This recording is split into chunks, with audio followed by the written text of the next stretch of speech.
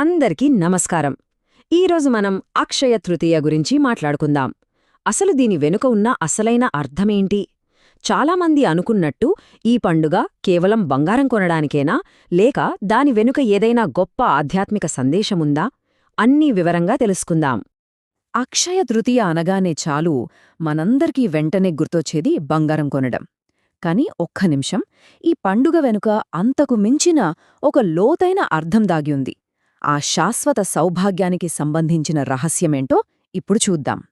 సరే, ముందుగా ఈ పండుగ వెనుకున్న అసలు కథేంటో చూద్దాం. దీని నిజమైన సారాంశమేంటి? ఎందుకంటే ఇది కేవలం ఒక్కరోజు చేసుకునే వేడుక కాదు, ఇది ఒక శాశ్వత తత్వానికి ప్రతీక. ఈ పండుగను పూర్తిగా అర్థం చేసుకోవాలంటే అక్షయ అనే ఈ ఒక్క పదాన్ని మనం సరిగ్గా తెలుసుకోవాలి. అక్షయ అంటే ఏంటి? ఎప్పుటికీ తరగనిది, నాశనం లేనిది. అంటే ఈ పదంలోనే ఈ పండుగకు సంబంధించిన మొత్తం సారాంశం దాగి ఉందన్నమాట. ఈ క్షయం కానిది అనే భావనకు మన పురాణాల్లో చాలా బలమైన ఆధారాలు ఉన్నాయి. ఉదాహరణకి పాండవులకు సూర్యభగవానుడు ఇచ్చిన అక్షయపాత్ర, అంటే అడిగినప్పుడల్లా ఎప్పటికీ తరగని ఆహారాన్నిచ్చే ఆ పాత్ర వాళ్లకి దొరికింది సరిగ్గా ఇదే రోజు. అంతేకాదు, మనందరి పాపాలను హరించే పవిత్ర గంగానది భూమిమీదకు వచ్చింది కూడా ఈ రోజేనట. ఇవన్నీ శాశ్వతమైన శుభానికి సంకేతాలు. ఇప్పుడు ఈ అక్షయ అనే మాటకు ఉన్న అసలు భావనేంటి?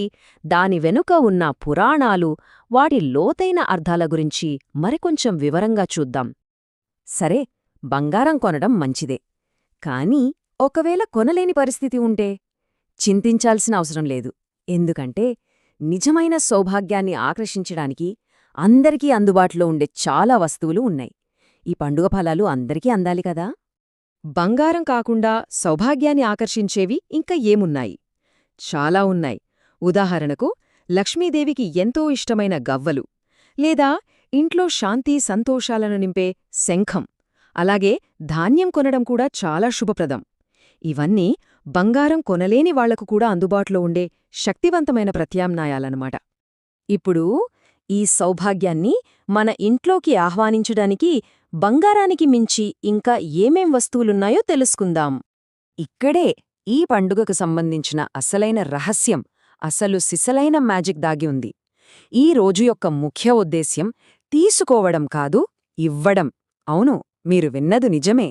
శాస్త్రాల ప్రకారం ఈరోజు మనం చేసే దానం వల్ల వచ్చే పుణ్యఫలం ఎప్పటికీ తరగనిదిగా ఉంటుంది.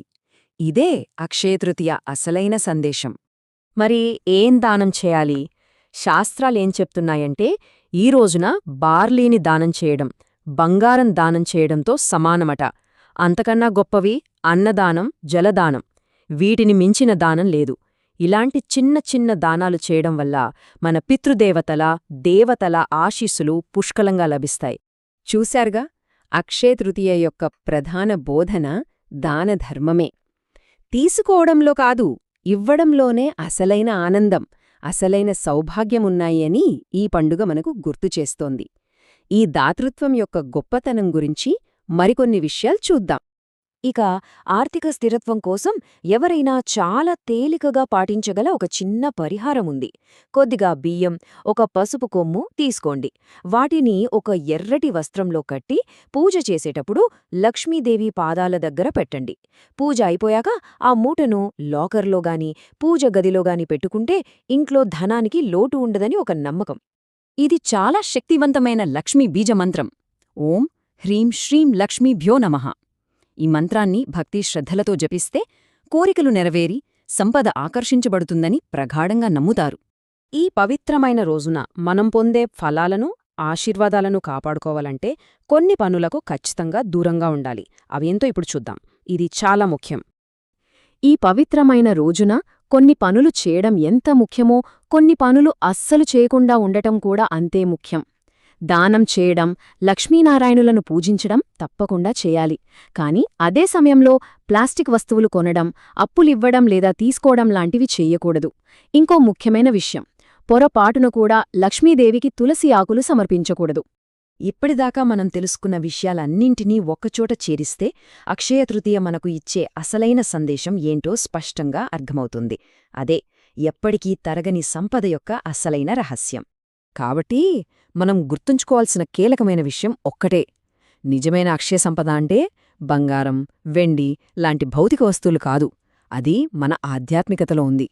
మనం చేసే మంచి పనులు, మన దానగుణం, మన మంచి సంకల్పం, వీటి ద్వారా వచ్చే పుణ్యమే ఎప్పటికీ తరగని అసలైన సంపద. మరే ఈ అక్షయ తృతీయ నాడు కేవలం వస్తువులను కొనుక్కోవడం మీద కాకుండా క్షయం లేని పుణ్యాన్ని, ఆశీర్వాదాలను, మనశ్శాంతిని సంపాదించుకోవడంపై దృష్టి పెడితే ఎలా ఉంటుంది? ఆలోచించండి. ఈ పండుగ మనకు ఇచ్చే గొప్ప సందేశం ఇదే.